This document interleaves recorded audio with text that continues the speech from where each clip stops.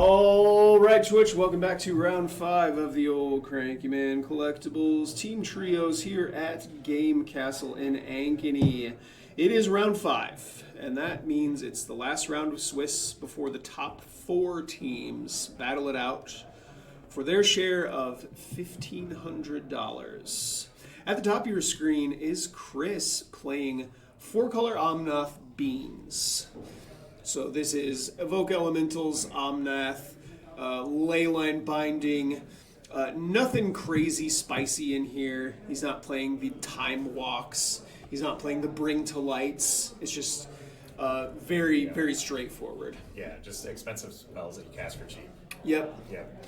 And once again, in the feature match area is Ben at the bottom of your screen playing 4-color Living End. Yeah, this is an interesting matchup. I don't know how much Ben cares about what Chris even does in this game. It's just sort of a can I get my things and assemble my things. So one thing I would be concerned about is Chris has something like 8 to 12 elementals. Correct. Yeah. So those can be put into the graveyard pretty easily and reanimated with Ben's Living End, which would be unfortunate to say the least. Also, Chris has 2 copies of Elishnorn, Mother of Machines. Oh, that's interesting. Yeah, that's going to turn off all of the enters the battlefield triggers from Ben and double all of Chris's. Yeah, I mean, this is a deck that's all about greed, and why not double it up? Yeah. So another really good hate card that Chris has, kind of incidentally actually, you can see there in his hand right now, is Teferi the Time Raveler. Yeah, T3, pretty rough when you're trying to cascade it. Yeah, you can't. Yeah. As rough as it gets, one might say. Yeah, and like I said, it's kind of an incidental hate piece. That card is just really good on its own, but that static ability, turning off Cascade, is so good. Actually the Teferi ability to bounce your own beans comes up, and pretty regularly. 2-mana draw card is not an unplayable place to be. Yeah, 100%. Yeah. Players just exchanging land drops here, and Oliphant did get cycled. Those beautiful full art Oliphants. Yeah, I was lucky enough to open several of full arts of those and of the other one. The troll. Several of those too. I don't think that they made Lorien revealed in the full art.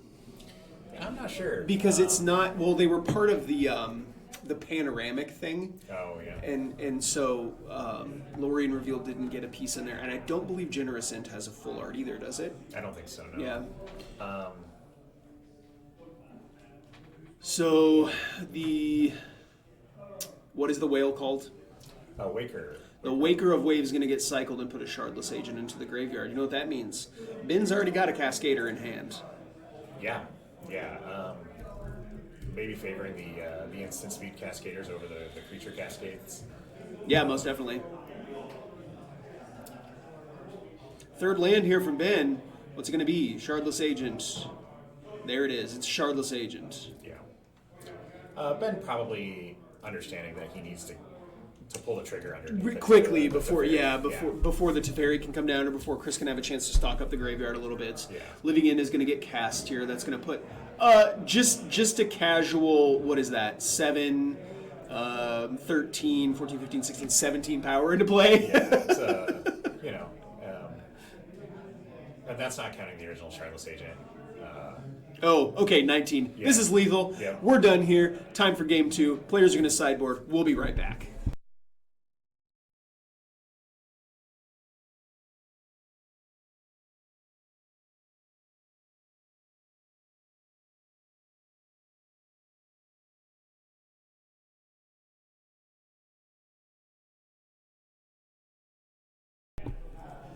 Hey, what's up, Twitch? Welcome back to Game 2 here in Round 5 of the old Cranky Man Team Trios.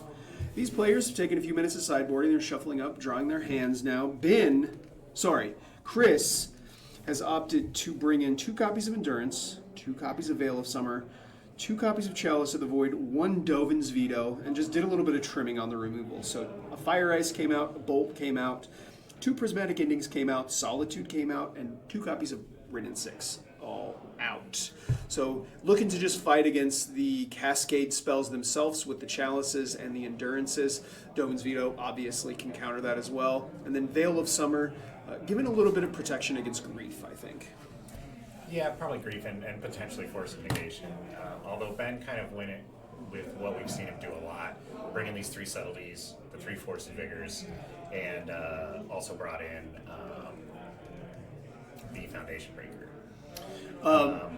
So Force of Vigor equity has gone up tremendously now that this deck has Beans. Yeah, Beans and Leyline Binding, and being, plus the other hate cards, Yeah, being able to take care of the Chalice plus a Beans or a Chalice plus a Leyline Binding seems very, very good. Yeah, and then he sort of did the trim thing like he has been doing. One Fury came out, 1 Living End, 1 Treadless Agent, 1 Waker of the Waves, and then he did cut all of his Force of Negations. Well, 3 Force of Negations. I'm not sure if he has 4, but he cut 3 Force of Negations as well. So yeah. Looking to just give a nod to, hey, Endurance is a card that beats me by playing his Subtlety, and then he's got hate for the hate. Yes, yeah. Subtlety is hate for the hate. Yep. All right, so once again, players just exchanging land drops here. It looks like a little Triome action on Chris's side. We'll untap, take a draw step. What's it going to be? Is it going to be a Beans? Who's here? It's Beans. Is that a Zagoth Triome, I think? Or is it a Ketria? It's one of the Triomes. It is one of the Triomes. That is a Beans. Yeah, I do believe that's a Ketria. Fair enough. Looking a little closer. Ben's going to have a read. So, Beans is a 2-mana enchantment. For 1 and a green, it says, when up the Beanstalk enters the battlefield, or whenever you cast a spell with mana value 5 or greater, draw a card. Yep. So, it comes into play and immediately replaces itself. And then it just gets to sit there and hang out and do nothing until you start casting Furies and Solitudes and Leyline Bindings. And then every time you do, it draws a card. So, I heard a story yesterday about an Omnath Beans mirror match in which one player decked his opponent on turn 15 by casting a Time Warp. Think about that for a second and let it sink in. Yeah. Yeah, that's Turn 15, in order to deck yourself, you have to have drawn 2 cards per turn. Yeah. At minimum. Yep. Yeah, that's a fairy tale type game, A magical Christmas land. Yeah, the kind of place where beans turn into stocks and one of the giant falls off the top eventually. Oh, I love that so much. Generous in getting cycled, yep. Finding a stomping ground. The beans are great. These pitch elementals, they're certainly not negative on the card side of things. Yeah. And the beans in multiples often means that you will cast some of the spells that you normally wouldn't when you don't need to, just to draw cards. Just to draw cards, yeah. Yeah, specifically Leyline Bindings, things like that. Mm-hmm. Yeah, because likely in replacing themselves or gaining a card advantage, you're going to draw additional copies of those cards anyway. Yep. Basically, every card in this deck is an answer to something. Yeah. And it's cool to see, the Omnath decks get a little bit of love, It's a hard world out here against these Cascade decks. Sure. Yeah. Specifically, a lot of these, cycling cards, there's just, Chris is just sitting there watching, Yep. There are some points of interaction that can be disrupted just through griefs, and it's nice to see them have a way maybe to try to power through a little bit. Mm-hmm. Yeah. Yeah. Yeah. And power through the scams. I was just going to say that every deck is either scamming out elementals or finding a way to put its entire graveyard into play, or to put eight power with trample into play in one singular turn, and you got Omnath Beans out there just playing fair Magic. Yeah. Yep. So we are at the critical 3-mana juncture for both decks. You know, if the Teferi comes down, that's super relevant here. Yep. And maybe Ben is just sort of waiting to pick a spot to cascade, or doesn't have it. You know.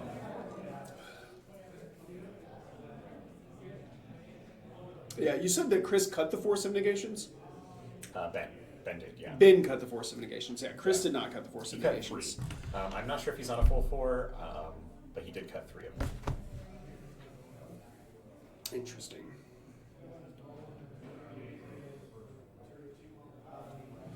Yeah, I still feel like those the instant speed cascaders are, especially when Force of Negation comes into the equation, so much better. Being able to instant speed that at your opponent's turn, effectively give all of your creatures haste. Yeah, I mean, Ben certainly values it over the Shardless Agent. Almost every time I've watched him sideboard today, he's cut Shardless Agent. Nearly every time it's been one Shardless Agent, one Living End coming out. So, kind of an interesting trend in the way that he sideboards, but I'm sure he has his reasons. He seems like a pretty smart fella. Yeah, 100%. A couple of street rates going to get cycled here. Ben down to just 10 life. Looks like he's just going to start his turn. That was an additional draw there, so I believe that was his draw step. Yeah, so maybe we don't have the Cascader quite yet, and we're just digging. The deck is pretty good at that. Yes, it does draw tons of cards. Your Urborg, Term of Yawgmoth, going to get added to the board, and it looks like we'll just pass back over to Chris. In step, Chris is going to crack a fetch land.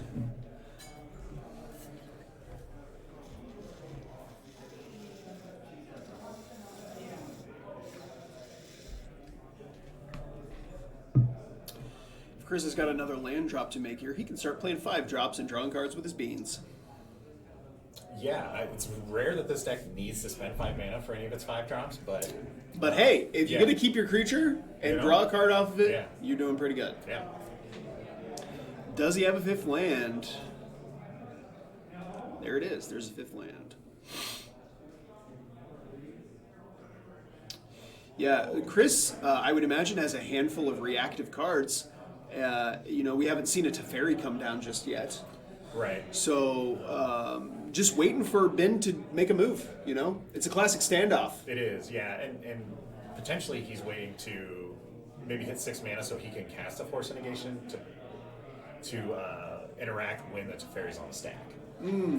Sure. In case Ben is holding this Violent Outburst, waiting for the Teferi to hit the stack. Yeah. Truly a standoff. Looks like we're just going to pass back over to Ben.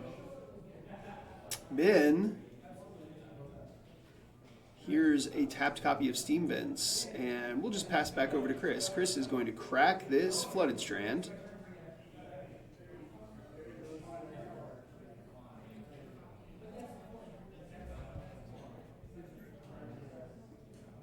You know what's cool? It's that this Urborg will let these Street Race just attack through anything. You cannot get a Stomping Ground with a Flooded Strand.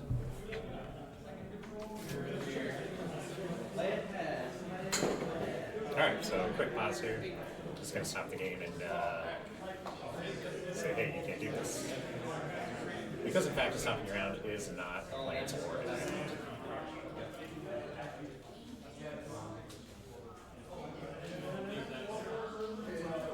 So it looks like maybe it was the red source that was important to Chris. Since he goes for the Steam Vents, it seems like he's saying, I really need this red source of mana. Yes.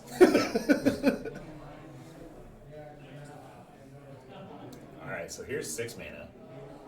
Maybe this is the point where we go with the Teferi plus 4s. I don't know if he has those 2 cards or not, but... Looks like not. We're just going to pass back over to Ben here. So, Cycling of a Generosant. We'll go find a forest.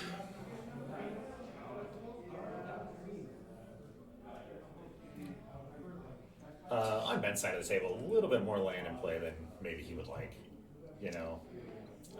Yeah, I do believe so. He does have a good sized hand, though, so I don't know if he's flooding per se. It's just neither of these players are really doing anything. Sure. Ben keeps replacing his own cards, and you know, it's just I don't even know if I would call it a lot of posturing. Just not much going on. I think Ben is looking to he's looking to find a critical mass of a way to cascade, plus maybe not just one but two ways to protect it. Sure. Sure. Well, here's 3 mana, so Yeah, here comes the Shardless it's Agent. time. We did see a number of blue cards in Ben's hand, so could be representing some amount I of... did catch a glance of a Force of Negation in there. Yeah, so either he's playing 4 or he's switched after I walked away, which he does occasionally. We do have the Dovin's Veto, though, to stop this living end. Not a lot of ways to interact with that card. Yep, nope. Can't Force of Negation that. Well, you can, but nothing happens. Right.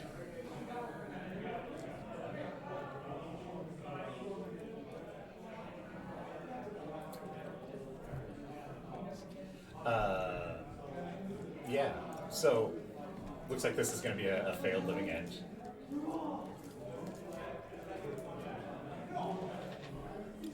Yeah, that one Dovin's Veto out of the sideboard really kind of breaking Ben's back there. He had that lined up so that he had the Force of Negation backup in his hand, with the ability to cast it. Well, actually, he couldn't. He doesn't have requisite mana. That's a Stomping Ground. I believe that's a Breeding Pool and an Urborg, so he didn't have double blue. He wouldn't have been able to cast a Force of Negation anyway. Interesting. Here's a Violent Outburst in the upkeep. All right, so we're just kind of trying to swamp Chris with these effects, And he will be able to back this one up with Force of Negation. All right, so here's the living end, and we pause to find out if Chris is going to have anything that he can do about this. He's rubbing that brow. So here come the creatures. Been waving the generous ends at me. He's got a couple of food tokens. Yeah. Yeah. Not largely relevant, but occasionally. In the last game, it certainly would have been. Yeah. So, what is this? 12, 13, 14, 15, 16, 17, 18, 19, 26 power? Yeah, this is, yeah. This is sending to the Shadow Realm. Yeah, not looking good for Chris here. Fury, great card, does not line up well with a bunch of creatures with 5 toughness. He would be able to clear out Street Wraith or the Sphinx, but the other 3 creatures, they're here to stay. So the Oliphant is a 6/4. Ella Schnorn. Okay. Yeah. So is this where we go off with Furies? That's going to get subtletied, and this game is over. Ben is going to take this one down 2-0. So... Yeah, I think that's a pretty rough matchup for him. Yeah, didn't look good in practice there. That's it for the Swiss. All right.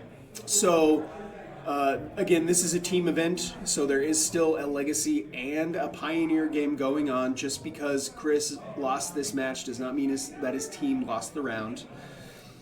Only 5 teams remaining at this point, I believe, so 4 of them are going to make the top 4. And along with that, we'll have coverage of the top 4 in just a little bit.